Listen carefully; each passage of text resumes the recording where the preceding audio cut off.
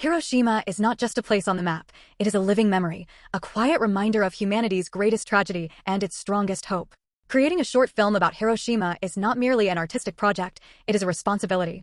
It means telling a story that carries pain, silence, resilience, and an unbreakable desire for peace. This film is about a city that was once reduced to ashes and yet chose to rise again, not with anger, but with a message to the world. On the morning of August 6, 1945, Hiroshima was an ordinary city waking up to an ordinary day. Children were preparing for school, shopkeepers were opening their stores, and families were beginning their routines. In a single blinding flash, everything changed. The atomic bomb erased streets, homes, and lives in seconds.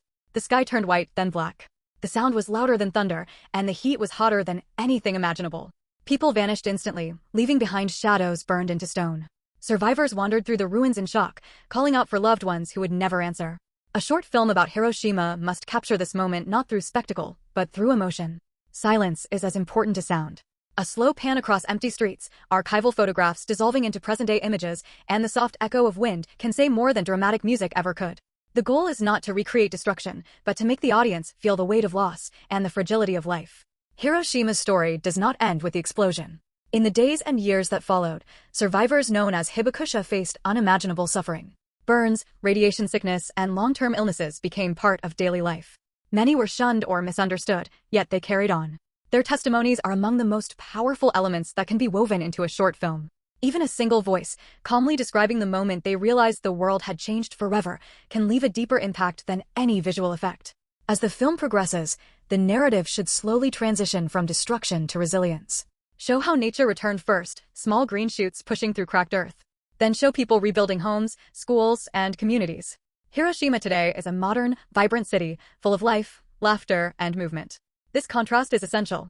It reminds viewers that even after the darkest moment in human history, life can continue and hope can survive. The Hiroshima Peace Memorial Park stands at the heart of the story.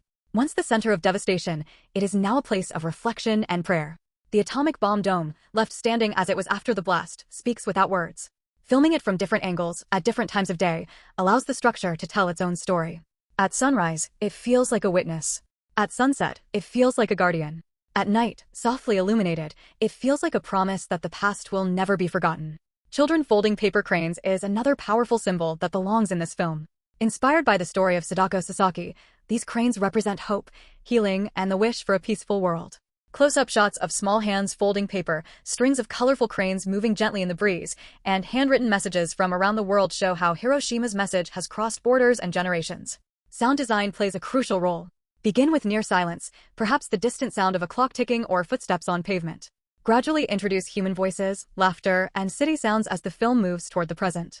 Music should be minimal and respectful, allowing space for reflection. Sometimes, the absence of music is the most powerful choice. A YouTube short film about Hiroshima should speak to a global audience. The language must be simple, emotional, and universal. Avoid blame and politics.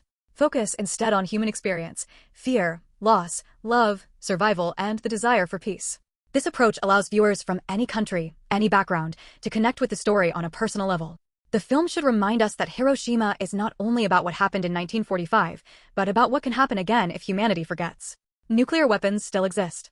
War still threatens innocent lives. Hiroshima stands as a warning carved into history, asking us to choose compassion over conflict. This message should be gently woven into the closing moments, not as a lecture, but as a reflection. End the film with images of modern Hiroshima, busy streets, smiling faces, children playing, rivers flowing calmly through the city. Let the audience see that this is not a city of death, but a city of life. A final line, spoken softly or displayed simply on screen, can leave a lasting impression. Something that invites reflection, not fear. Something that reminds us that peace is a choice humanity must make every day. This short film is not just content for YouTube. It is a bridge between past and present, between memory and responsibility. It asks viewers to pause, to feel, and to remember. Hiroshima teaches us that while humans have the power to destroy the world, we also have the power to heal it.